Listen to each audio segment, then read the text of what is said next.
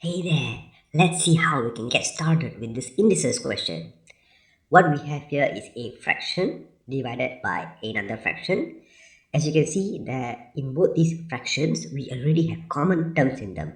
So let's go ahead and simplify them first.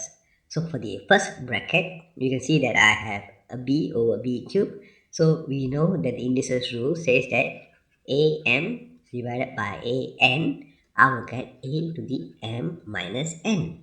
So here, I will be able to cancel out this b on top and replace the denominator with a 2 over here.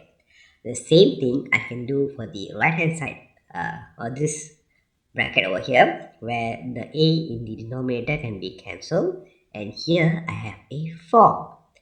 Now let's rewrite what we have. So I have 2a squared over b squared, whole thing cubed, divided by 16 a to the power of 4 divided by b to the 7. Now the next thing we can do is, for this first bracket over here, we have the whole bracket to a power. So the indices rule says that am to the power n is am times n. So let's do that first. So here I will have 2 cubed a 2 times 3 divided by b 2 times 3. And this division here, I can change it to a multiplication. So I have multiplied by b to the 7 divided by 16 a to the 4. Alright, so let's go ahead and do the next step. So here I'll have 8 a 6 divided by b 6 multiplied by b to the 7 divided by 16 a to the 4.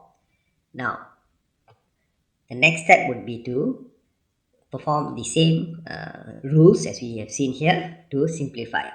So since I have a b7 here and a b6 over here, I can cancel off this, and this power will now become 1 because it is equivalent to saying b to the 7 minus 6. Same thing for the a. I have a 6 on top and a 4 below, so I can cancel off this and replace this with a 2. Alright, for the numbers, I can simplify this. So this is 1 and this is 2. So the final answer I'm going to get is a squared b divided by 2. Well, that's about it. So this is our final answer here for this question. Thank you for watching. Bye.